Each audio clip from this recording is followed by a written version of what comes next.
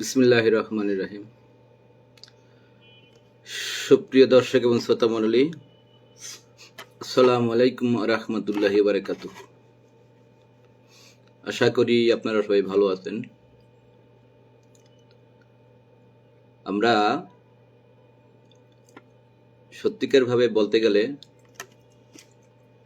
জাতীয়ভাবে ভালো নেই। এই কারণে আমরা বাংলাদেশের ৫৪ বছর ইতিহাসে বাংলাদেশে যে কয়জন শ্রেষ্ঠ সন্তান জন্মগ্রহণ করেছে তার মধ্যে দ্বিতীয় শ্রেষ্ঠ সন্তানটিকে আমরা হারিয়ে ফেলেছি। আপনারা প্রশ্ন করতে পারেন, তাহলে প্রথম শ্রেষ্ঠ সন্তানকে? বাংলাদেশের ইতিহাসে প্রথম শ্রেষ্ঠ সন্তান ৫৪ বছরের বাংলাদেশের ইতিহাসে আমরা বলবো, রাজনৈতিক তর্ক বিতর্ক যাই থাক না কেন সেটা ভিন্নতর কথা, কিন্তু জনগণের হৃদয়ে যে স্থান করে নিয়েছিল ভালোবাসা, তারপরে শ্রদ্ধা ইত্যাদি দৃষ্টিকোণ থেকে, সেই প্রেক্ষিতে বলবো ৫৪ বছর ইতিহাসে প্রথম প্রাণের নেতা ছিল বাংলাদেশের আপামর জনগণের প্রাণপ্রিয় নেতা শহীদ জিয়াউর রহমান।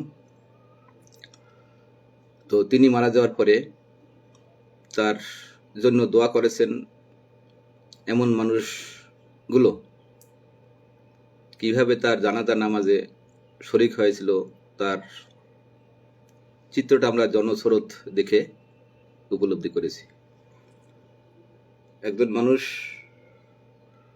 মারা যাওয়ার পরে তার জন্য কান্নাকারি করে, তার জন্য মর্মবেদনা উপলব্ধি করে শুধু তারাই যাকে তার অন্তরস্থল দিয়ে ভালোবাসে।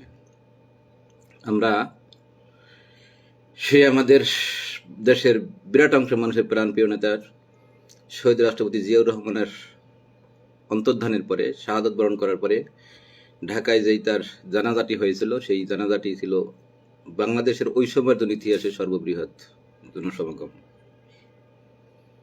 সেই জিয়াউর রহমানের পরে বাংলাদেশে দ্বিতীয় জানাজায় যেই বিরাট অংশ মানুষের ঢল নেমে এনেছে, সেই জানাজাটি ছিল আমাদের দেশের আপামর জনগণের, দল মত জাতি ধর্ম বর্ণ গোত্র নির্বিশেষে দেশের বিরাট অংশ মানুষের, বিরাট অংশ বললে ভুল হবে, শুধু দলকানা এবং দলান্ধ ছাড়া, বিবেকলুপ্ত মানুষ ছাড়া সকল মানুষের প্রাণের স্পন্দন, প্রাণপ্রিয় শরীফ ওসমান হাদি। দেখেন, শরীফ ওসমান হাদি আমাদের মাঝে আর নেই, কিন্তু ও যাওয়ার সময় একটা কথা প্রমাণ করে গেছে জাতির কাছে, তিনি ও ছিল জাতির, এই রাষ্ট্রের মুকুটবিহীন সম্রাট। আমরা শহীদ রাষ্ট্রপতি জিয়াউর রহমানকে শ্রদ্ধা করতাম, মহব্বত করতাম, ভালোবাসা দেখিয়েছিলাম। উনি কিন্তু দেশের রাষ্ট্রপতি ছিলেন। সেই রাষ্ট্রপতির আসনে বসে দেশ এবং জাতির জন্য যিনি কাজ করেছেন, কল্যাণ চিন্তা করেছেন, মানুষের জন্য উজাড় করে দিয়ে তাকে দেশ নিয়ে ভাবনা করেছেন, কাজ করেছেন, এবং এইভাবে তিনি তার মানুষের মন জয় করেছেন, দেশবাসীর মন জয় করেছেন। কিন্তু শরীফ ওসমান হাদি কিন্তু কোনো রাষ্ট্রীয় পদে আসীন ছিলেন না, কোনো আহামরি বিরাট কোনো পদে পদায়িত কোনো ব্যক্তিও না, কিন্তু সাধারণ পাবলিক থেকে উঠে আসা একজন ব্যক্তি মাত্র।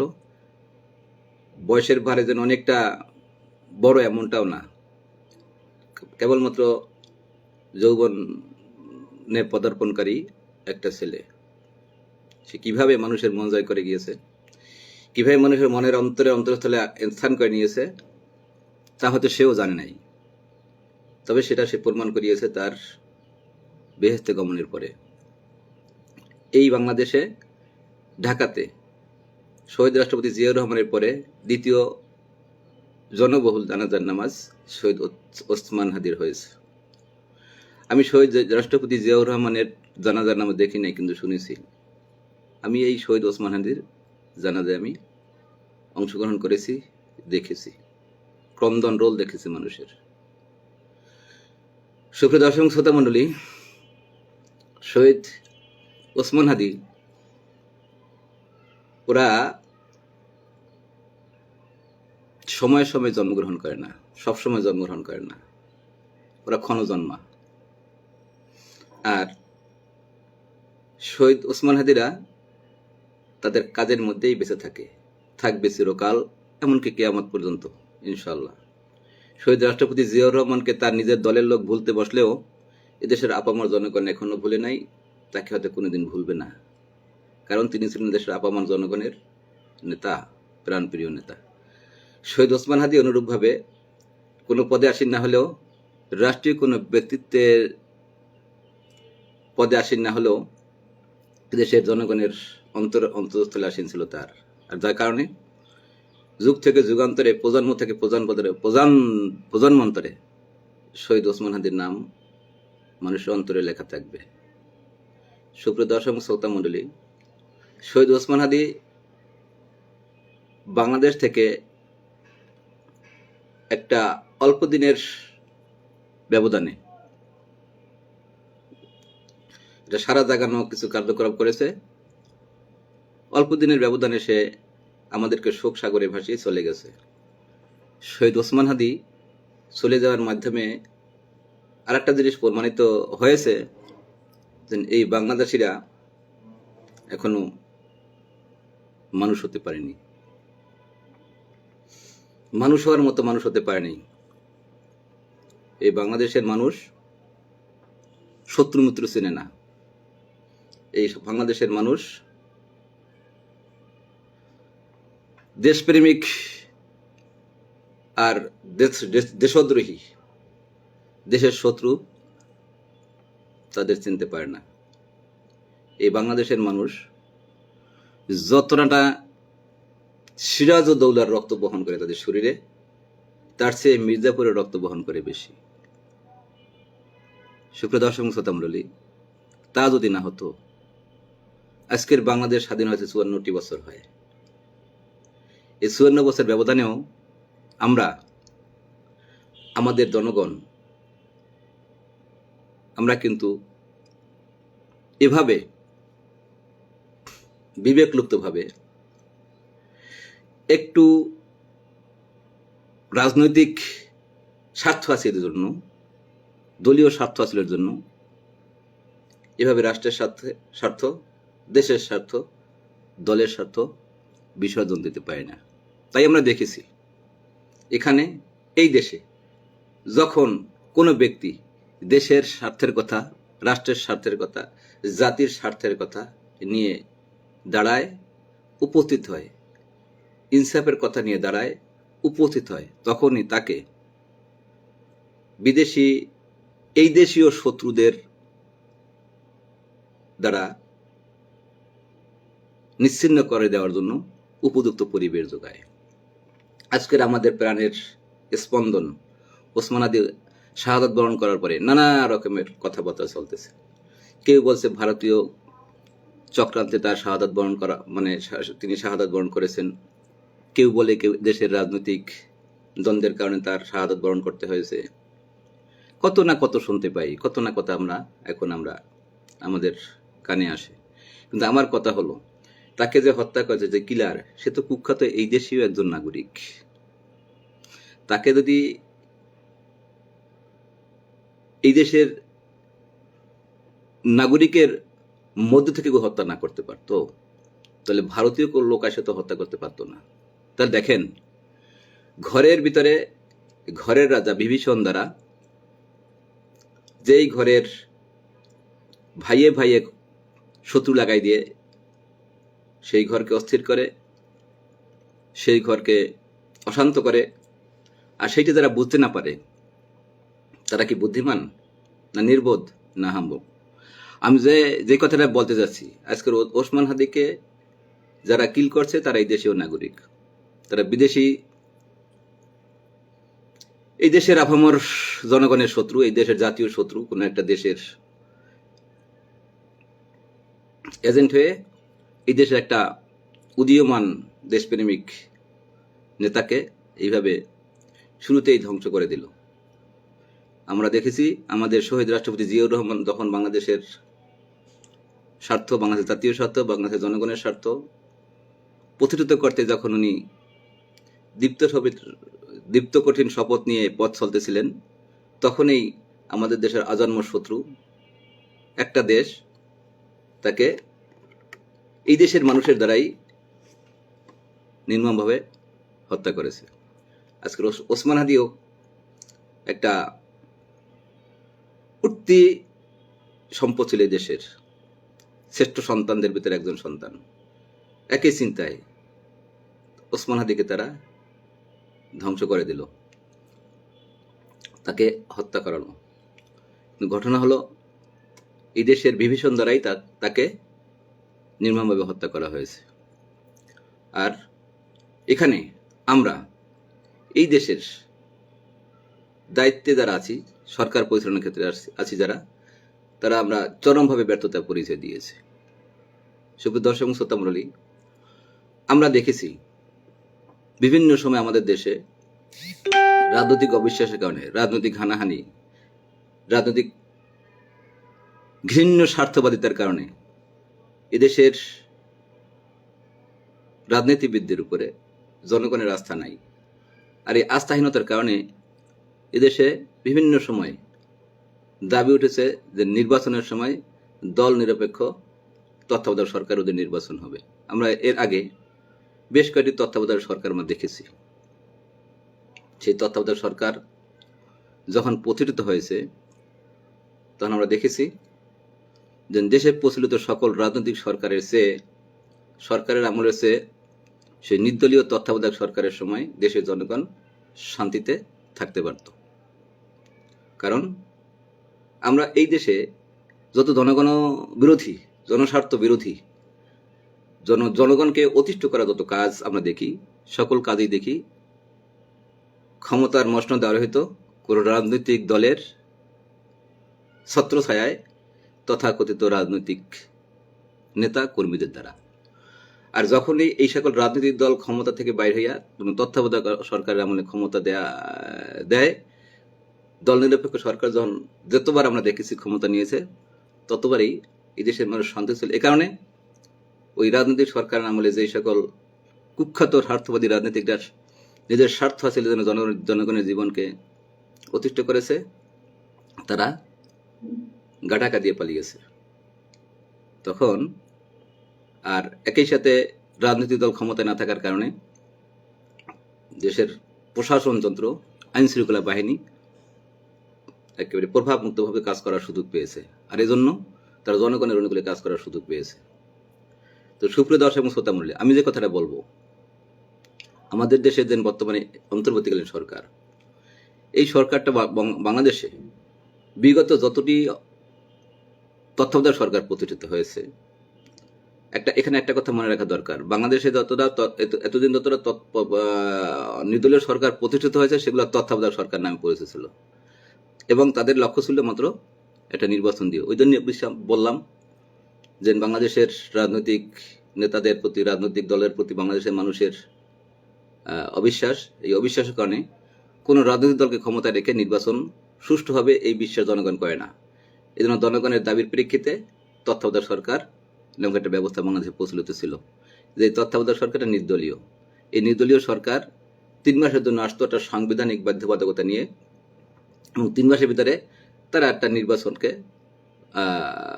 উপহার দিয়ে, একটা নির্বাচন উপহার দিয়ে দল নিরপেক্ষভাবে তারা চলে যেত পরবর্তী নির্বাচিত সরকারের ক্ষমতা দিয়ে। কিন্তু এখানে একটা কথা মনে রাখা দরকার, যে তত্ত্বাবধায়ক সরকারগুলো কিন্তু ছিল নানা রকমের বাধ্যবাধকতার, সাংবিধানিক সীমাবদ্ধতার মধ্যে আবদ্ধ। কিন্তু ডক্টর মোহাম্মদ ইউনূসের সরকার ওই যদি কোনো তত্ত্বাবধায়ক সরকার নয়। ডক্টর মোহাম্মদ ইউনূসের সরকারকে বলা হয় অন্তর্বর্তীকালীন সরকার। ডক্টর মোহাম্মদ ইউনূস ওই সাংবিধানিক নিয়ম অনুসারে একটা বাধ্যবাধকতা নিয়ে একটা নির্দিষ্ট সময়ের জন্য গঠিত তত্ত্বাবধায়ক সরকার না, বরং একটা গণবিপ্লবের মাধ্যমে জনগণের বিশাল অংশ জনগণের সমর্থনের প্রেক্ষিতে এটা একটা অন্তর্বর্তীকালীন সরকার। এই সরকারের জন্য কোনো মেয়াদ নির্দিষ্ট নাই, সাংবিধানিক বাধ্যবাধকতা নাই। এই সরকারের কাজ শুধুমাত্র একটা নির্বাচন দেওয়া নয়, তবে সকল প্রকার রাজনৈতিক নিরপেক্ষতার সাথে দেশের মানুষের অনুকূলে, রাষ্ট্রের অনুকূলে তিনি কাজ করবেন।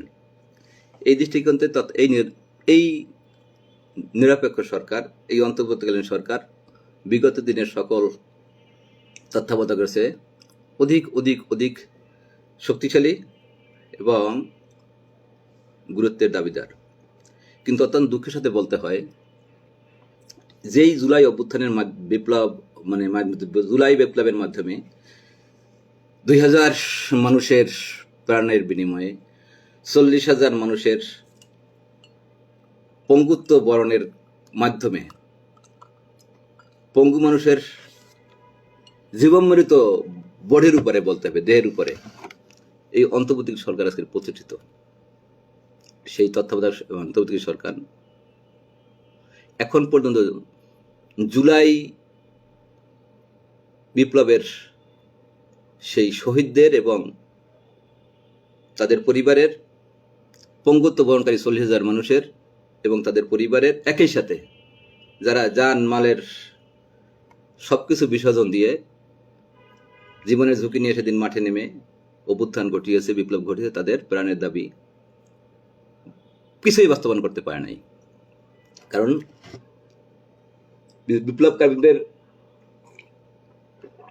বিপ্লবকামীদের 3টা দাবি ছিল, প্রাণের দাবি ছিল তাদের। সেই দাবি 3টা ছিল, 17 বছর শুধু না, 54 বছরে বাংলাদেশে যত অনিয়ম, যত আকাম কুকাম দুষ্কাম হয়েছে, সেই দুষ্কর্মের যে বিস্তৃতি দেশের রন্ধ্রে রন্ধ্রে প্রতিষ্ঠিত হয়েছে, সেই সকল প্রকার অপশাসন, অপনীতি, দুর্নীতির মূল শিখর থেকে উৎপাদন করে, অনিয়মের উৎপাদন করে, ব্যাপক ভিত্তিক একটা রাষ্ট্র সংস্কার করে নূতন একটা রাষ্ট্র কাঠামো তৈরি করা। সেই বিপ্লবের দাবি ছিল এই 17 বছরের এই যে কুখ্যাত একটা সরকার বসেছিল এই ক্ষমতায়, এই দেশের জনগণের ইচ্ছার বিরুদ্ধে, তাদের সকল অপকর্ম, হত্যা, খুন, গুম এর বিচার করে এবং তার কার্যকর করা। বিচারিক আদালতে দাঁড় করিয়ে সেই দলটি যদি সন্ত্রাসী দল অথবা নিয়মতান্ত্রিকভাবে রাজনীতি করতে পারে না এমন কোন কুখ্যাত দলে হিসেবে প্রমাণিত হয়, তাহলে সেই দলকে রাজনীতিতে নিষিদ্ধ করা বাংলাদেশের প্রেক্ষিতে। পৃথিবীর বিভিন্ন দেশে বিপ্লবের পরে আমরা দেখেছি, বিপ্লব যাদের বিরুদ্ধে হয়েছে, যেই প্রতিষ্ঠিত সরকারের বিরুদ্ধে হয়েছে, যেই প্রতিষ্ঠিত জান্তার বিরুদ্ধে হয়েছে, সেই বিপ্লবের পরে সেই জাতীয় সরকার তাদের দেশে রাজনীতি করার সুযোগ পায় নাই। তাদের দেশে এমনকি তারা বিভিন্ন শাস্তির সম্মুখীন হয়েছে। তো তৃতীয় কথা হলো এই যে এই 17 বছর না, 54 বছর ধরে স্বাধীনতার পরে বাংলাদেশে একটা বিদেশি মানুষের বিদেশি চিন্তার প্রসূত একটা সংবিধান চাপিয়ে দেওয়া হয়েছিল দেশের বিরাট অংশ মানুষের ইচ্ছার বিরুদ্ধে। সেই বস্তাপতা সংবিধান 54টি বছর ধরে আমাদের দেশকে পিছিয়ে নিয়েছে। সেই বস্তাপতা সংবিধান আমাদের দেশকে গতিশীল করতে পারে নাই। এই বস্তাপতা সংবিধান ফ্যাসিস্ট সৃষ্টিতে সহায়তা করেছে যুগে যুগে, কালে কালে। শুধু 17 বছরেই না, এর আগেও যত সরকার আমরা দেখেছি এই সংবিধানের দোহাই দিয়ে জনস্বার্থ বিরোধী, গণবিরোধী, ফ্যাসিজমের মতো এক না এক সরকারের মতো জনস্বার্থ বিরোধী কাজ করেছে। সেই বিপ্লবের দাবি ছিল সেই 54 বছর সেই বস্তাপতা সংবিধানের আমূল পরিবর্তন করে নূতন একটা সংবিধান প্রণয়ন করে বাংলাদেশকে একটা নূতন রাষ্ট্র ব্যবস্থার রূপ দিয়ে, তারপর একটা দল নিরপেক্ষ, কোন দলের প্রতি আনুগত্যহীন একটা নির্বাচন দিয়ে নূতন ব্যবস্থাপনায়, যেই ব্যবস্থাপনায় নির্বাচন হবে দেশের ইতিহাসের একটা যুগান্তকারী নির্বাচন, এমন একটা নির্বাচন উপহার দিয়ে এই তত্ত্বাবধায়ক সরকার, এই অন্তর্বর্তী সরকার বিদায় নেবে। কিন্তু এ জাতি চরম আশাহত হয়ে ভাবে দেখলো এই তত্ত্বাবধায়ক সরকার না, এই তত্ত্বাবধায়ক সরকারের চেয়ে অধিক ক্ষমতাবান, অধিক গুরুত্বপূর্ণ দায়িত্বশীল ডক্টর মোহাম্মদ ইউনূসের সরকার জনগণের এই আশা আকাঙ্ক্ষা সামান্যতম বাস্তবায়ন করতে পারে নাই, আশা আকাঙ্ক্ষার প্রতিফলন করতে পারে নাই। তারা যা কিছু করেছে এই চা খাওয়ার মতো মিটিং, সিটিং, ফিটিং এগুলো করে তারা করেছে সেই আসল কাজকে বাস্তবায়ন করার জন্য কিছু অ্যাক্সেসরি কাজ মাত্র, আসল কাজের ধারে কাছেও তারা যেতে পারে নাই। সুপ্রিয় দর্শক শ্রোতা মণ্ডলী, একটা নিরপেক্ষ সরকার আগে আমরা যখনই দেখেছি তখনই আমরা দেখেছি যে দেশের আইন শৃঙ্খলা পরিস্থিতির আমূল রকমের পরিবর্তন হয়েছে। আইন শৃঙ্খলা পরিস্থিতির এমনভাবে তারা পরিবর্তন করেছে যে সেই তত্ত্বাবধায়ক সরকার আমলে দেশে কোনো রকমের কোনো চাঁদাবাজ, দখলবাজ, টেন্ডারবাজ, তারপরে ঘাট দখলকারী, ভূমি দখলকারী, তারপরে যে কোনো জনস্বার্থ বিরোধী কাজ যারা করে তারা দৌড়ের উপর ছিল। তারা কেউ পালিয়ে গেছে দেশ ছেড়ে, কেউ সুতি নিদ্রায় গেছে। দাগি দাগি কোনো সন্ত্রাসীকে গ্রেপ্তার করে সিরিঘরে পাঠানো হয়েছে। এই কাজটি ওই আমলের তত্ত্বাবধায়ক সরকাররা করেছে। কিন্তু এই আমলের তত্ত্বাবধায়ক সরকার এসে, এই অন্তর্বর্তীকালীন সরকার এসে দেশের আইন শৃঙ্খলা পরিস্থিতির সামান্যতম কোনো উন্নতি ঘটাতে পারে নাই। বিগত দিনে তত্ত্বাবধায়ক সরকার আমলে যেমন আমরা দেখেছি যে প্রতিষ্ঠিত রাজনৈতিক দলের আমলে যেই সকল সন্ত্রাসী, চাঁদাবাজ, দাগি, খুনি, সন্ত্রাসী, রাহাজানি সৃষ্টিকারী, কুচক্রী মহল, যারা রাজনৈতিক প্রশ্রয়ে যারা এই দেশের অশান্তিকারী এই কাজ করেছে, তারা তত্ত্বাবধায়ক সরকারের শপথ নেওয়ার পরের দিন তারা লাপাত্তা হয়েছে। কারণ ওই সময় তত্ত্বাবধায়ক সরকারগুলোর আমলে দেশের আইন শৃঙ্খলা পরিস্থিতির একেবারে ড্রাস্টিক উন্নতি আমরা দেখেছি। তখন আইন শৃঙ্খলার বাহিনী ওই তথাকথিত জনগণের নির্বাচিত সরকার, যারা তাদের স্বার্থ হাসিলের জন্য আইন শৃঙ্খলা বাহিনীকে কাজে লাগিয়েছে, যখনই তত্ত্বাবধায়ক সরকার অধীনে আইন শৃঙ্খলা বাহিনী চলে গেছে, তখনই এই আইন শৃঙ্খলা বাহিনী এই কিছুদিন আগে যারা সরকারে ছিল তাদের ছত্রছায়া দেখে যে সকল দুষ্কৃতিকারী দেশের মানুষের অশান্তি সৃষ্টিকারী কাজ করেছে, তাদের বিরুদ্ধে সঠিক আইন প্রয়োগ করতে তারা সক্ষম হয়েছে। এবং তো এই কারণেই সেই রাজনৈতিক ছত্রছায়া যারা চাঁদাবাজ, খুনি, সন্ত্রাসী, রাহাজানি সৃষ্টিকারী, তারপরে ঘাট দখলকারী, বাস স্টেশন দখলকারী, রেল স্টেশন দখলকারী, তারপরে বাজার সিন্ডিকেট দখলকারী, এই সকল কুখ্যাতরা পালিয়ে যেতে বাধ্য হয়েছে, কারণ তখন তাদের রাজনৈতিক পূর্বরা ক্ষমতায় নেই। কিন্তু এবার আমরা কি দেখলাম, অত্যন্ত দুঃখের সাথে বলতে হয়, আমাদের অত্যন্ত কষ্ট নিয়ে আমাদের বলতে হয়, এই অন্তর্বর্তীকালীন সরকার এসেই তার কুখ্যাত আইনমন্ত্রীর তত্ত্বাবধানে, ব্যবস্থাপনায়, বরং বিগত দিনে যারা নানাভাবে জেলের ভিতরে ছিল, হতে পারে তারা রাজনৈতিক হেনস্থার শিকার, হতে পারে তারা কোনো রকমের হয়তো কোনো পক্ষপাত দুটো বিচার ব্যবস্থার শিকার, কিন্তু তার তো একটা নিয়ম তরিকা থাকবে। সেই কোন নিয়ম তরিকার কোনো কেয়ার না করে, নিয়ম তরিকা তারা কোনো প্রকার পদ্ধতি অবলম্বন না করে, বরং চিহ্নিত খুনি, এমনকি মৃত্যুদণ্ডের আসামিপ্রাপ্ত কোনো আসামিকে তারা দলে দলে ছেড়ে দেওয়া শুরু করলো। আমরা ছোটকালে একটা কথা শুনতাম, সুপ্রিয় দর্শক শ্রোতা মণ্ডলী, কথাটা হলো এই রকমের যে হাকিম লড়ে তবু হুকুম লড়ে না। হাকিম লড়ে কিন্তু হুকুম লড়ে না। তাই তো আমরা জানতাম যে সরকার আসে সরকার যায়, কিন্তু আজকের এই সরকার আমলে কোনো দাগি, খুনি বা কোনো বিতর্কিত ব্যক্তিদের শাস্তি হয়, তাহলে পরবর্তী সরকার আসলে সেই দাগি, খুনি বা বিতর্কিত শাস্তিপ্রাপ্ত লোকের তাৎক্ষণিকভাবেই যেন মুক্তি হয়ে তারা জনগণের ভিতরে ফিরে আসে, এমন আমরা দেখি নাই।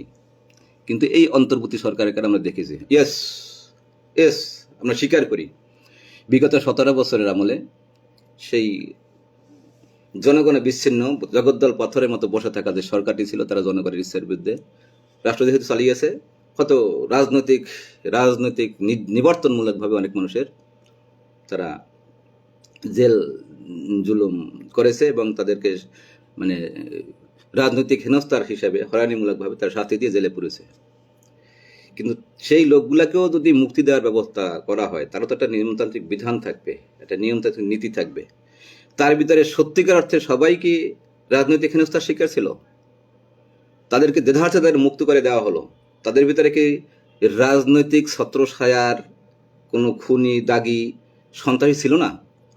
আমাদের প্রশ্ন হলো এই, তাদের কতটুকু দেখা হয়েছে, তাদের কতটুকু মূল্যায়ন করা হয়েছে?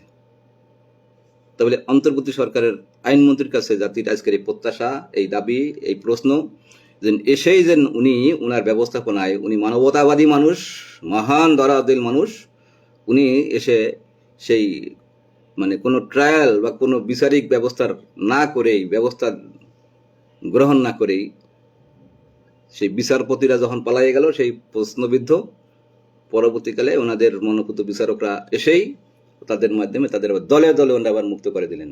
এই দলে দলে মুক্ত করার ভিতরে যারা মুক্তি পাচ্ছে, এই যে মুক্তি যারা পাচ্ছে, তাদের ভিতরে সবাই কি রাজনৈতিক হেনস্থার শিকার? না, ওর ভিতরে কোনো দাগি খুনি আসামি আছে, সেগুলা দেখার তারা কোনো একটু প্রয়োজন বোধ করেন নাই। শুধু তাই না, আমরা দেখেছি এই বিগত 17 বছর আমলে যেই সকল দাগি খুনি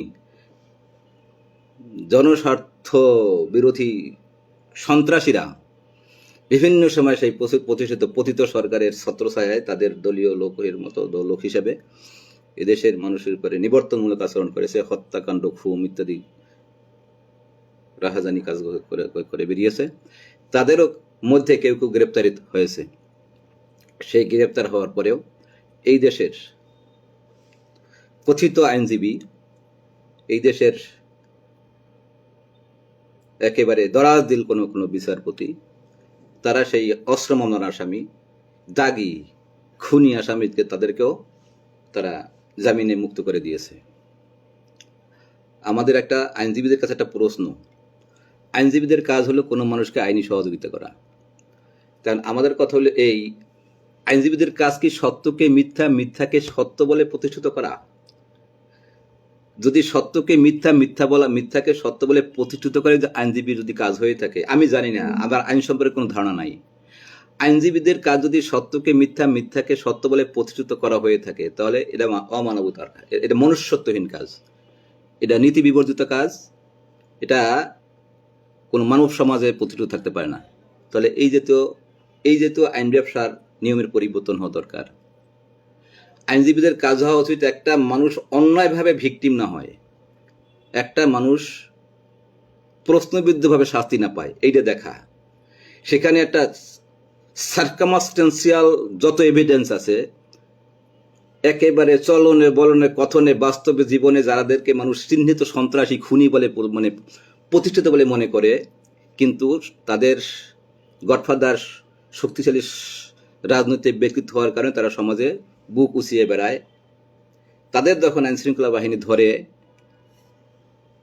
জেলে সমর্পণ করে, তখন তাদেরকে কোন যুক্তি বলে এই চিহ্নিত সন্ত্রাসীদেরকে, খুনিদেরকে অস্ত্রসহ ধরে যখন জেলে দেওয়া হয়, তাদের কোন যুক্তিতে আইনজীবীরা আর্গুমেন্ট করে বিচারের ব্যবস্থা করে,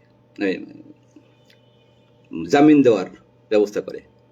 এই প্রশ্ন আজকে এই দেশে তারা আইন ব্যবসা করে তাদের প্রতি, এবং এই কুখ্যাত আইনমন্ত্রী যার আমলে এই দেশে নানা রকমের এই অন্তরীণ সরকার আমলে হাজারে হাজারে, অনেকে বলে হাজারে, সেই প্রিভিয়াস সরকারের নিবর্তনমূলক মামলায় প্রশ্নবিদ্ধ হতে পারে, অথবা এই অন্তর্বর্তীকালীন সরকারের সময় সেই প্রিভিয়াস সরকারের রাজনৈতিক পরিচয়ের কুখ্যাত সন্ত্রাসী, খুনি, দাগি, চাঁদাবাজ এরাও হতে পারে। এদেরকে দলে দলে জামিন দেওয়া হলো।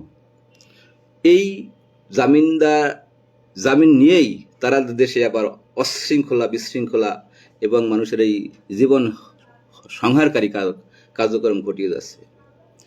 এটা কি দেখভাল করা কি এই কুখ্যাত আইনজীবীর, এবং একই সাথে এই দেশে যেন একটা বাচাল, আমি বলবো বাচাল, অতি কথক, তথাকথিত একজন শিক্ষক, আইনমন্ত্রী, আইন উপদেষ্টা, ওনার কি এগুলো দেখা উচিত ছিল না? তো ওনার কাজ কি? উনি আজকে বলে বেড়াচ্ছেন এগুলা আইনজীবীরা করেছে, বিচারকরা, মানে আইনজীবীরা ট্রায়াল করেছে, বিচারপতিরা তার জামিন দিয়েছে। তো উনি কি এই দেশের মানুষ না? ওনার দৃষ্টিতে যদি এইগুলো দিয়ে প্রশ্নবিদ্ধ কাজ হয়, আইনজীবীরা যে কাজ করছে এটা প্রশ্নবিদ্ধ কাজ হচ্ছে, বিচারকরা যে কাজ করছে প্রশ্নবিদ্ধ কাজ হচ্ছে, তো what is the role of that law adviser? সেই ল অ্যাডভাইজার কাজটা কি? ল মন্ত্রণালয়ের আইন মন্ত্রণালয়ের কাজটা কি, আইন মন্ত্রণালয়ের দায়িত্ব হিসেবে তার কাজটা কি? দর্শক এবং শ্রোতা মণ্ডলী, আমরা এ দেশবাসী অত্যন্ত দুঃখের সাথে জানাচ্ছি, আমরা যেই বুক ভরা আশা নিয়ে এই অন্তরিম সরকারকে আজকের এই বিপ্লবকামীরা ক্ষমতায়িত করেছিল, তার সিটি ফোটাও এই সরকার বাস্তবায়ন করতে পারে নাই। এজন্য এই সরকারের আমলে দেশের আইন শৃঙ্খলা পরিস্থিতি অন্যান্য সকল রাজনৈতিক সরকারের চেয়ে আমরা দেখছি এত তলানিতে। আর তাই আমাদের বলতে হয়, অন্যান্য রাজনৈতিক সরকারের আমলে বা বিভিন্ন সময় তত্ত্বাবধায়ক সরকারের আমলে, রাজনৈতিক সরকারের পতনের পরে যখন তত্ত্বাবধায়ক সরকারের আমলে যেমন আইন শৃঙ্খলার ব্যাপক উন্নতি দেখেছি, আমরা এই সরকারের চরম ব্যর্থতার কারণে সেই সরকারের আমলে এসে আইন শৃঙ্খলা প্রতি তেমন কোনো উন্নতি সামান্য আমরা দেখতে পাই নাই। আর যে কারণে আজকের এই দেশের মানুষ চরম অশান্তিতে দিনাতিপাত করছে, কালাতিপাত করছে। সুপ্রিয় দর্শক শ্রোতা মণ্ডলী, এই ভদ্রলোক, আমরা যাকে এই অন্তর্বর্তীকালীন সরকারের বিপ্লবী সরকারের দাবি ছিল, যেখানে আমরা আমাদের সেই বিপ্লবী সরকার গঠন না করে বিপ্লব ছিনতাই করে নিয়ে কিছু কুখ্যাত বিদেশি চরেরা একটা জগাখিচুড়ি সরকার গঠন করে এই সরকারটাকে একটা খোঁজা সরকারে পরিণত করেছে। সেই সরকারের প্রধান হিসেবে এই ব্যক্তিকে বসিয়ে দেওয়া হয়েছে, যেই ব্যক্তি আমাদের দেশের শুধু না, আন্তর্জাতিক পরিমণ্ডলেও তিনি ছিলেন অত্যন্ত জননন্দিত, অত্যন্ত ভালো একজন মানুষ নামে খ্যাত। কিন্তু এই লোকটি এই সরকারে আসীন হয়ে কেন যেন অন্তর্বর্তী সরকারের নিরঙ্কুশ ক্ষমতা, সীমাহীন ক্ষমতা, মানে তাকে যে সুযোগ সুবিধা দেওয়া হয়েছিল, নিরঙ্কুশ ক্ষমতার সাথে সাথে বিগত আমলে তত্ত্বাবধায়ক সরকারের ক্ষমতা ছিল তো বাধ্যবাধকতায় মোড়ানো, সাংবিধানিক বাধ্যবাধকতার মধ্যে আবদ্ধ, কিন্তু একে তো কাজ করার সুযোগ দেওয়া হয়েছিল খোলা আকাশের মুক্ত বিহঙ্গের মতো। তিনি যাচ্ছে তাইভাবে করতে পারতেন দেশের গঠন করার জন্য, কিন্তু তিনি কিছুই করেন নাই। তিনি মিটিং করেছেন, মিটিং সিটিং ফিটিং করেছেন, চা খেয়েছেন, নাটক করেছেন। নাটকের ফল কি? এদেশের সেই বিপ্লবকামীদের বুক ভরা আশাকে গোশালিকের বাসায় পরিণত করেছেন এইভাবে। সুপ্রিয় দর্শক শ্রোতা মণ্ডলী, আজকের অবস্থার প্রেক্ষিতে আমরা দিন শেষে কি দেখতে পাচ্ছি? একটা তত্ত্বাবধায়ক সরকারের আমলে যেই রকমের আইন শৃঙ্খলা পরিস্থিতির উন্নতি হয় তা তো তিনি করতে পারেন নাই। একটা তত্ত্বাবধায়ক সরকার যেভাবে দেশের সার্বিক অবস্থা যেটা একটা রিফর্ম করেন, এটা জনগণের অনুকূলে নিয়ে আসেন, তার সিটে ফাটা বন্ধ করতে পারেন এই অন্তর্বর্তীকালীন সরকার। অথচ এই সরকারের উপরে দায়িত্ব ছিল, বললাম না যে 54 বছরে বাংলাদেশটাকে অযোগ্য, অপদার্থ, অপয়া রাজনীতিবিদরা, দলান্ধ রাজনীতিবিদরা যে একটা ব্যর্থ রাষ্ট্রে পরিণত করেছে, রন্ধ্রে যেখানে দুর্নীতি, অপশাসন, কুশাসনের জন্য একটা বীজ বপন করে রেখে গেছে।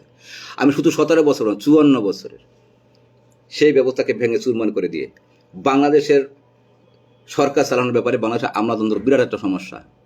এই জনগণ, বিপ্লবোত্তর জনগণ, বিপ্লবকামী জনগণ এই সরকারকে বেসুমার ক্ষমতা দিয়েছিল, সেই আমলাতন্ত্রকে ভেঙে চুরমার করে দিয়ে জনগণের স্বার্থের অনুকূল করে একটা প্রশাসন ব্যবস্থা গড়ে তোলার, যেই বস্তাপত্র সংবিধান দেশের মানুষের ভাগ্য পরিবর্তনে চরমভাবে ব্যর্থ হয়েছে।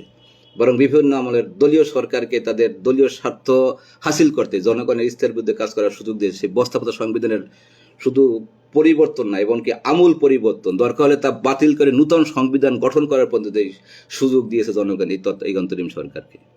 এই সরকার দেশের সব কিছুকে নূতনভাবে গঠন করে, নূতন অবকাঠামো দিয়ে যেখানে গঠন করার দায়িত্বপ্রাপ্ত ক্ষমতাশালী ছিল, সেই সাপেক্ষে সরকার কি করেছে? আমরা চরম হতাশ এই সরকারের কাছ থেকে। বরং আবারও বলছি, বিভিন্ন সময় যেন মানে সাংবিধানিক বাধ্যবাধকতার ভিতরে লিমিটেড সামর্থ্য নিয়ে, লিমিটেড অধিকার নিয়ে, কাজ করার অধিকার নিয়ে যে বসেছে যে তত্ত্বাবধায়ক সরকার, যার কাজ ছিল শুধুমাত্র নির্বাচন দেওয়া, সেই তত্ত্বাবধায়ক সরকারের আমলে যেই সকল জনগণ বান্ধব কাজ আমরা দেখেছি, তারও সিটে ফোটা অংশ এই সরকারের দ্বারা আমরা দেখতে পাইনি। যদি আমরা দেখতে পারতাম, তাহলে আজকের আমাদের দেশের একটা উদীয়মান একটা সন্তান, উদীয়মান সম্পদ, 54 বছরের পরে আমরা জিয়াউর রহমানকে বলছি আমাদের দেশের প্রথম একটা শ্রেষ্ঠ সন্তান হিসাবে যিনি দেশের কাজ করতে গিয়ে প্রাণ দিয়েছেন। আজকে সেই ৫৪ বছরের ব্যবধানে ৫৪ বছরের মধ্যে দেশের দ্বিতীয় একটা শ্রেষ্ঠ সন্তান আজকের ওসমান হাদি, যার চিন্তা ছিল দেশ, যার চিন্তা ছিল জাতি, যার চিন্তা ছিল দেশের মজলুম মানুষ, যার চিন্তা ছিল দেশের নির্যাতিত মানুষ নিয়ে, এবং একটা ইনসাফ ভিত্তিক রাষ্ট্র কায়েম করা ছিল যার চিন্তা দর্শন। এবং সাথে সাথে সেই জন্মলগ্ন থেকে যেই দেশটা আমাদের দেশকে শুষে নিয়েছে, রক্ত শুষে এই দেশটাকে শুধু পঙ্গু করে নাই, জীবনে মানে জীবন শেষ করতে চেয়েছে। সেই স্বাধীনতার পরে দেখছি ট্রাকের পর ট্রাক ভরে আমাদের দেশের কল কারখানার নাট বল্টু পর্যন্ত খুলে নিয়েছে। সেই কুখ্যাত তথাকথিত বন্ধু রাষ্ট্রটির সেই করাল থাবা থেকে আমাদের দেশটাকে মুক্ত করার জন্য চিন্তা দর্শন লালন করত ওই ওসমান হাদি। যেই চিন্তা দর্শনটা লালন করতেন আমাদের সেই জনগণের আপামর, জনগণের প্রাণপ্রিয় নেতা শহীদ রাষ্ট্রপতি জিয়াউর রহমান, একই চিন্তা ভাবনা লালন করতেন ওসমান হাদি। তাই সেই কুখ্যাত সেই আমাদের দেশকে শোষণকারী যেই দেশটি, তার সহযোগিতায় এই দেশে পতিত সেই স্বৈরাচারী, পতিত সেই গাদ্দার সরকারটির রেখে যাওয়া চর অনুচর, এবং একই সাথে এই দেশের নব্য ফেসিস্ট হয়ে ওঠা একটা দল বিশেষের মদতপুষ্ট দেশদ্রোহী, রাষ্ট্রদ্রোহী একটা গোষ্ঠী কর্তৃক আমাদের এই তরুণ উদীয়মান দেশের অন্যতম শ্রেষ্ঠ সন্তান হাদিকে প্রাণ দিতে হয়েছে। আমরা মনে করি আজকের হাদির প্রাণ দেওয়ার ব্যাপারে এই অন্তরিম সরকার দায়িত্ব মোটেই এড়াতে পারবেন না। এই অন্তরিম সরকার আসার সাথে সাথে যেখানে সবার আগে দরকার ছিল দেশের আইন শৃঙ্খলা পরিস্থিতি রক্ষা করা, উন্নতি করা, দেশের আইন শৃঙ্খলা পরিস্থিতি বিগত সরকারের আমলে একদম তলানিতে ছিল, ধ্বংসপ্রাপ্ত হয়েছিল।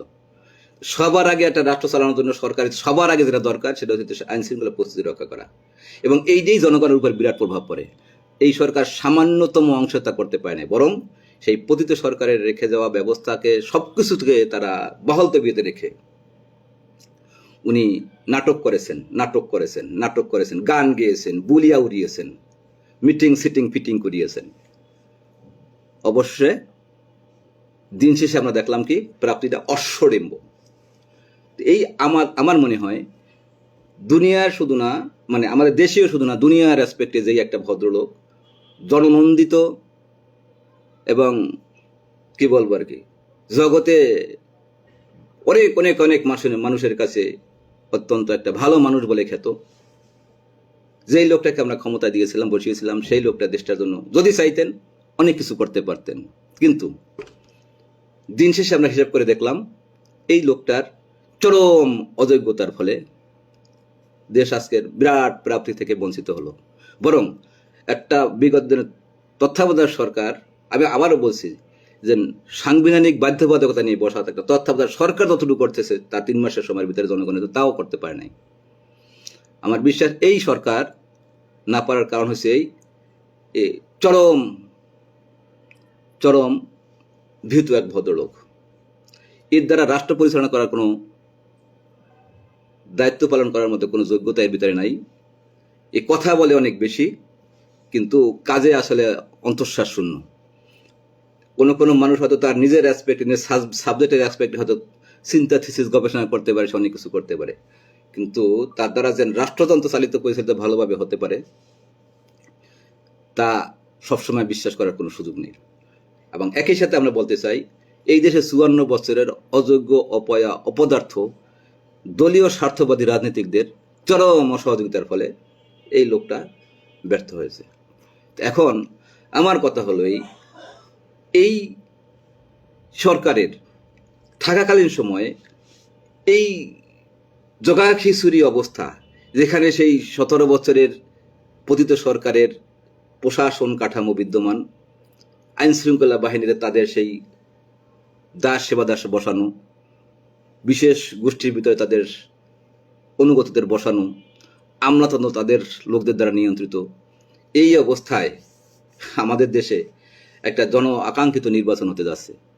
নির্বাচনের আগেই যেখানে আমাদের দেশের প্রাণের স্পন্দন, জাতির বিরাট অংশ মানুষের, জাতির দল মত, জাতি বর্ণগত নির্বিশেষে মানুষের প্রাণের স্পন্দন, একটা প্রাণপ্রিয় সন্তান ওসমান হাদিকে নির্মমভাবে শাহাদাত বরণ করতে হয়েছে। এই নির্বাচনের আগেই এই রকমের দেশের আইন শৃঙ্খলার পরিস্থিতি এমন, আমরা যেখানে দেখছি কি এখানে এখানে প্রার্থীকে হেনস্থা করা হয়, এখানে প্রার্থীকে গুলি করা হয়, এখানে প্রার্থীর সমর্থককে মানে পিটিয়ে আহত করা হয়। এই নির্বাচনের আগেই যত এই রকমের যত অবস্থা দেখতে পাই আমরা, তাহলে নির্বাচনের সময় না কি হবে দেশে? অবশ্যই দেশের মানুষ একটা নির্বাচিত সরকার চায়, কিন্তু এই অন্তরিম সরকারের কাছে আমাদের প্রশ্ন, অবশ্যই আমাদের দেশ গণতান্ত্রিক ধারায় উত্তরণ চায়, কিন্তু এই ব্যর্থ অথর্ব অন্তরিম সরকারের কাছে আমাদের প্রশ্ন যে কত ওসমান হাদিকে মরিয়া প্রমাণ করিতে হইবে যে এই দেশ গণতান্ত্রিক ধারায় উত্তরণ ঘটিয়াছে। কত মানুষের জীবন বিসর্জন দিয়া প্রমাণ করিতে হইবে এই দেশ একটা গণতান্ত্রিক ধারায় যাত্রা শুরু করিয়াছে।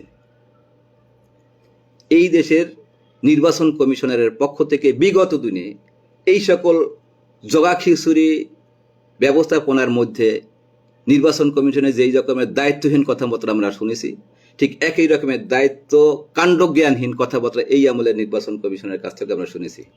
এ জাতির প্রাণের স্পন্দন, মুকুটবিহীন সম্রাট ওসমান হাদির যখন আহত হয়ে মৃত্যুসজ্জায় পাঞ্জা লড়তেছিল, তখন দেশের সর্বকালের সর্বযুগের এই দেশের স্টুপিড সিইসি দাঁত কেলিয়ে হাসতে হাসতে বলতেছিলেন কি এ জাতীয় বিচ্ছিন্ন ঘটনা দুইটা ঘটেছে বাংলাদেশের নির্বাচনের ইতিহাসে, এবং এটা ঘটছে এ নিয়ে তারা বিব্রত নয়, এ নিয়ে তারা চিন্তিত নয়। তা আমার কথা হলো 54 বছর বাংলাদেশ ছিল একটা ব্যর্থ রাষ্ট্র। এদেশের দলকানা দলান্ধদের জনবিরোধী কায়দায় তারা রাষ্ট্র চালিয়েছে, তাদের আমলে এভাবে হয়েছে। কিন্তু সেই অবস্থা থেকে, সেই অধ্যায় থেকে তো আমরা বেরিয়ে আসতে চাই। জাতি বেরিয়ে আসার জন্যই তো 2000 মানুষের আত্মহত্যের বিনিময়ে 40,000 মানুষের পঙ্গুত্ব বনের বিনিময়ে এই অন্তর্বর্তীকালীন সরকার, এই সরকারকে ব্যাপক ক্ষমতা দিয়ে সংবিধান পরিবর্তন, 17 বছর না 54 বছরের হন্দ্রনে বসে থাকা যেন আমলাতান্ত্রিক এই অব্যবস্থাপনা তার ভেঙে চলে চুরমার দিয়ে নূতন রাষ্ট্র ব্যবস্থার বন্দোবস্তকরণ, এবং বিভিন্ন সময় বিশেষ করে 17 বছরের শুধু না 17 বছরের যারা এই দেশটাকে বদ্ধভূমি বানিয়েছিল তাদের বিচার কার্যকর, এবং সাথে সাথে এই সরকারের 17 বছর পরে যারা এদেশে অপরাধের সাথে জড়িয়ে পড়েছে, তারা কি নির্বাচনের সময় তারা কি অপরাধের কাজ করবে না? 17 বছরের আমলেই যারা অপরাধী ছিল তাদের আমরা আজকে ধরতে যদি চাই, কথা যদি তাদের বিরুদ্ধে বলতে চাই, তাহলে তারা যেমন নির্বাচনের জন্য পরিবেশ বিনষ্টকারী হিসাবে একটা কীট হিসাবে কাজ করবে, এই 17 বছরের পরে যারা এই ব্যর্থ অন্তরিম সরকারের আমলেও যারা এদেশে চাঁদাবাজি, খুন খারাপি, রাহাজারি, মারামারি, কাটাকাটি করেছে, হয়েবার মেবি তারা যে দলের হোক, যে পথেরই হোক, যে মতেরই হোক না কেন, তারা কি নির্বাচনের সময় জনগণ স্বার্থবিরোধী কাজ করবে না? কই তাদের ব্যাপারেও কই আমাদের এই সরকারের ব্যবস্থা কোথায়? আমি কোনো দলের বিপক্ষে বলছি না, আমি কোনো কিছুর পক্ষে বলছি না, আমি জনগণের পক্ষে কথা বলছি। তাদের বিরুদ্ধে এই অন্তরিমের শুরুর পরে যারা এই দেশকে সেই 17 বছরের কুখ্যাত রাজনৈতিক মদতপুষ্ট চাঁদাবাজ, খুন খারাপিকারী, বাজার সিন্ডিকেটদারি তারা যেভাবে করেছে, ঠিক সেই একই রকমের কাজটি করেছে ভিন্ন চেহারার মানুষগুলো। তারা কি এই নির্বাচনকে সঠিকভাবে সুন্দরভাবে উঠাতে দেবে? তাহলে সরকারের এ ব্যাপারে পদক্ষেপ কি? আবারও বলছি, নির্বাচনের আগেই এইভাবে যখন আমার দেশে এই রকমের ওসমান হাদির মতো একটা মুকুটবিহীন সম্রাট আমাদের দেশের জাতির মানুষের প্রাণের স্পন্দনকে এইভাবে নির্মমভাবে শাহাদাত বরণ করতে হলো, এবং নির্বাচন কমিশন তাকে কোনো ব্যাপার নাই বলে উড়িয়ে দিয়ে তার তথাকথিত নির্বাচনের মাধ্যমে দেশকে গণতান্ত্রিক ধারায় উত্তরণ ঘটানোর জন্য রাখায় মরণ তান্না করছেন। তাহলে আমাদের কি যথেষ্ট ভয় হয় না এই স্টুপিড নির্বাচন কমিশন এই রকমের জীবনহানির ব্যাপারে তারা কোনো কিছু আমলেই নেবেন না, অর্থাৎ এই মানুষের জীবনহানির বিনিময়ে তারা তথাকথিত নির্বাচন উঠাবেন? আবারও বলছি, আমরা নির্বাচনের বিপক্ষে নই। আমাদের প্রশ্ন, মানুষকে জীবন দিয়া, কত মানুষের জীবন দিয়া এই দেশের মানুষকে প্রমাণ করতে হবে আমার দেশ গণতান্ত্রিক ধারায় উত্তরণ ঘটিয়াছে। তো এই জাতীয় গণতন্ত্র, যে গণতন্ত্র মানুষের জীবনের জান মাল ইজ্জত আবরুর গ্যারান্টি নিশ্চয়তা করতে পারে না, সেই জাতীয় গণতন্ত্র কোন সভ্য দেশের মানুষ কি প্রত্যাশা করবে? কিসের জন্য দরকার আছে? আমাদের আমাদের অবজারভেশন হলো এই যে আমাদের দেশে নির্বাচন আসতেছে, এই নির্বাচনের মাধ্যমে যারা ক্ষমতায় আসবে তারা এই দেশের জান মাল ইজ্জত আবরুর কোনো গ্যারান্টি দিতে পারবে না। কারণ তারা কোনো না ভাবে তাদেরকে প্রমাণ করেছে তারা এই দেশের স্বার্থবিরোধী, জনবিরোধী, মানে এবং এই দেশের রাষ্ট্রবিরোধী কাজে তারা জড়িত। কাজেই ওই জাতীয় কোনো একটা গোষ্ঠী যদি ক্ষমতা আসে, তাদের দ্বারা ঠিক সেই 54 বছরের মানুষ এদেশে যেমন ভাগ্য বিলম্বিত ছিল, এদেশ যেমন বিদেশে সেই অপশক্তির দ্বারা নির্যাতিত মানে শোষিত ছিল, তাদের চক্ষু রাঙ্গানি দেখে তাদের পদানত হয়ে চলতেছিল, ঠিক একই ধারায় এদেশ চলে যাবে। তো অন্তরিম সরকারের কাছে আমাদের উদাত্ত আহ্বান, এখনো আপনাদের কাছে আমাদের বুক ভরা আশা, আর কোনো ওসমান হাদির এদেশে যেন ওইভাবে নির্মমভাবে শাহাদত বরণ করতে না হয়। আর একজন প্রাণীরও কোনো মায়ের কোনো সন্তান এদেশে হত্যাযজ্ঞের শিকার হতে পারবে না। স্টুপিড সিইসি যে বক্তব্য দিয়েছে যে নির্বাচনের সময় এদেশে এরকম হয়ে আসছে, হয়তো এটা একটা বিচ্ছিন্ন ঘটনা। এই জাতীয় স্টুপিড জাতীয় নির্বাচন কমিশন তার এদেশে নির্বাচন হওয়া কতটুকু সম্ভব জনগণ বান্ধবভাবে, সেটা হাজারবার চিন্তা করতে হবে। কারণ আমরা আবারও বলছি, একজন ওসমান হাদিরও যেন আর এই দেশে কোনো জীবনহানি না ঘটে। কিন্তু আমাদের এও বিশ্বাস, এও আমাদের আতঙ্ক যে এই স্টুপিড নির্বাচন কমিশন যে দৃষ্টিভঙ্গি লালন করে যে নির্বাচনের সময় এমন কিছু হয়ে থাকে, তার মানে তাদের আমলে, তাদের ব্যবস্থাপনা যে নির্বাচন হতে যাচ্ছে, এদেশের মানুষের জান মাল ইজ্জতের অনেক ক্ষতিগ্রস্ত হওয়ার সম্ভাবনা আছে। আমরা অবশ্যই আমাদের দেশ গণতান্ত্রিক ধারা উত্তরণ হোক। এখন দেশ গণতান্ত্রিক ধারা আছে না, এই যে সরকার, অন্তরিম সরকারে, এ তো ব্যালটের মাধ্যমে ম্যান্ডেট পাওয়া সরকার না, ঠিক আছে, জনগণের ব্যালট তথা কাগজি ব্যালটের মাধ্যমে ম্যান্ডেট পাওয়া না, কিন্তু এ তো তার চাইতেও বড় রকমের জীবন দিয়ে ম্যান্ডেট পাওয়া, মানুষের হাজার হাজার লক্ষ লক্ষ মানুষের আত্মাহুতি দিয়ে ম্যান্ডেট দেওয়া সরকার। তাই এখানে অগণতান্ত্রিক সরকার বলার কোথায় যুক্তি আছে? কাজেই তথাকথিত ব্যালটের মাধ্যমে নির্বাচিত সরকারের পরিবেশ এখনো কতটুকু সৃষ্টি করতে পারছে এই অন্তরিম সরকার, সে ব্যাপারে আমাদের যথেষ্ট দৃষ্টি আকর্ষণী বক্তব্য আছে, এবং এই বক্তব্য তাদের সেই দৃষ্টি আকর্ষণের জন্যই আমরা অবশ্যই ব্যালটের মাধ্যমে নির্বাচিত সরকার চাই। কিন্তু আবারও কথা, সেই নির্বাচন হবে মানুষের একেবারেই নতুন একটা বাংলাদেশে, যে বাংলাদেশে নির্বাচন হবে আনন্দ ফুর্তি, ঈদের আনন্দের মতো মানুষ হাসতে হাসতে তাদের ভোট কেন্দ্রে যাবে, তাদের মনের মতো প্রার্থীকে তারা ভোটাধিকার দিবে, সেই রকমের পরিবেশে। কিন্তু আমরা আবারও আশঙ্কা করতেছি, নির্বাচনের আগে শুধুমাত্র নির্বাচনের নাম লওয়ার সাথে সাথে যেখানে এমনি করে প্রার্থীর উপরে গুলিবর্ষণ, কে হত্যা করা, প্রার্থীর প্রচারকদের নির্যাতন করা, ধরা মারা কাটা, হই হুল্লোড় করা, নিজেরা মারামারি করা, এই যেখানে রাজনৈতিক পরিস্থিতি, দেশের আইন শৃঙ্খলা ব্যবস্থার পরিস্থিতি যেখানে আইন শৃঙ্খলা তাকিয়ে দেখছে, এই পরিস্থিতিতে যত নির্বাচন দিন ঘনিয়ে আসবে, তত এই নির্বাচন কমিশন ছোট জগন্নাথের মতো হয়তো তাকিয়ে দেখবে, তার কিছুই করার থাকবে না। থাকবে কেমন করে? আমরা আগেই বলেছি, এদেশের আইন শৃঙ্খলা বাহিনী প্রথম দিন থেকে তলানিতে, এদেশের প্রশাসনতন্ত্র এই আইন শৃঙ্খলা বাহিনীকে সেইভাবে ঢেলে সাজাতে পারে নাই। এবার প্রশাসনতন্ত্র নূতন একটা ফ্যাসিস্টদের সৃষ্টি হয়েছে দেশে, সেই ফ্যাসিস্টদেরকে কোলে বসিয়ে তাদেরকে সহযোগ দিয়ে সেই ফ্যাসিজমকে পুষ্টি দিয়ে তাদেরকে কাজ করতে দিয়েছে, ফ্যাসিজম কাজ করতে দিয়েছে, এবং তাদের থেকে স্বার্থ হাসিল করে সেই প্রশাসনের লোকজনও প্রতিষ্ঠিত আছে। তারপরে যারা এই বাংলাদেশের সরকারকে বিভিন্ন সময়ে জনগণের অনুকূলে কাজ করেছে, আমাদের প্রাণপ্রিয় সামরিক বাহিনী, সেই সামরিক বাহিনী নানা প্রশ্ন মানে এখন জর্জরিত। সামরিক বাহিনীর এখনো পর্যন্ত আমরা যতদূর সম্ভব জানি যে ম্যাজিস্ট্রেসি ক্ষমতা নিয়ে মাঠে বিরাজমান। তো এই অবস্থায় কেন দেশের আইন শৃঙ্খলা পরিস্থিতি এমন হবে? এই সামরিক বাহিনীদেরকে নিয়ে যৌথ বাহিনী হয়েছিল, যারা অপারেশন ডেভিল হান্ট নামে একটা অপারেশন চালিয়েছে। কই ডেভিলটা যদি হান্ট হয়ে যেত, তারপর দেশে এই জাতীয় কার্যক্রম কারা চালায়? সরকার সেই প্রতিটি সরকারের পতনের পরপরেই পুলিশ পালিয়ে গেছে, তারপরে থানা মানে কি বলবো আর কি অরক্ষিত অবস্থায় পড়ে রয়েছে, সেই থানা থেকে অনেক অস্ত্র লুট হয়েছে, এখন পর্যন্ত এই অন্তরিম সরকার সেই অস্ত্র উদ্ধার করতে পারে নাই। সুপ্রিয় দর্শক শ্রোতা মণ্ডলী, ডক্টর মোহাম্মদ ইউনূস সরকারের প্রতি আমাদের উদাত্ত আহ্বান, আপনাকে দেশের মানুষ বুক ভরা আশা নিয়ে ক্ষমতায় বসিয়েছিল, তত্ত্বাবধায়ক সরকার হিসেবে না, অন্তরিম সরকার। তত্ত্বাবধায়ক সরকার, আবারও বলছি, সাংবিধানিক বাধ্যবাধকতা থাকে, তারা অনেক কিছু করতে পারে না। আপনাকে দেশের সমগ্র কাঠামোকে ভেঙে চুরে নূতন অবকাঠামো দিয়ে নির্মাণ করার দায়িত্ব দেওয়া হয়েছিল, ক্ষমতা দেওয়া হয়েছিল। দেশের আমলাতন্ত্রকে ভেঙে চুরে চুরমার করে দিয়ে নূতন অবকাঠামো দিয়ে দেশের প্রশাসন ব্যবস্থা ঢেলে সাজাবেন, সেই ব্যবস্থা, সেই অধিকার, সুযোগ, ক্ষমতা দেওয়া হয়েছিল।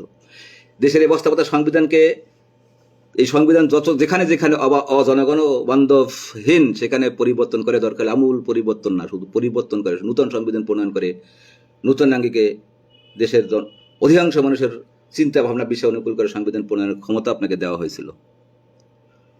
তথা জুলাই সনদের বাস্তবায়ন, এই বাস্তবায়ন করেই যদি আপনি এই এই এই এই সামনে পথ আগাতেন, তাহলেই মনে হয় আপনার এই কাজগুলো করা সহজ হতো। কিন্তু আমরা আপনার যে জগৎ খিচুড়ির কাজ দেখছি, এটা আমরা অত্যন্ত অত্যন্ত ভীত সন্ত্রস্ত অবস্থায় আজকে অসহায় বদনে মৌলের মুখে জাতির দিকে তাকিয়ে আছি।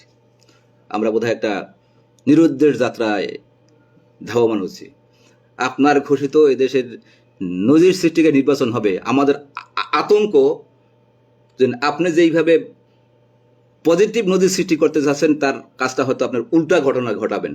এদেশের নির্বাচনী আমলের যত সমস্যা সৃষ্টি হয়েছে, যত উশৃঙ্খল বিশৃঙ্খল আচরণ হয়েছে বিভিন্ন সময়, তার সাথে বেশি উশৃঙ্খল বিশৃঙ্খল আচরণ আপনার নির্বাচন আমলে হবে।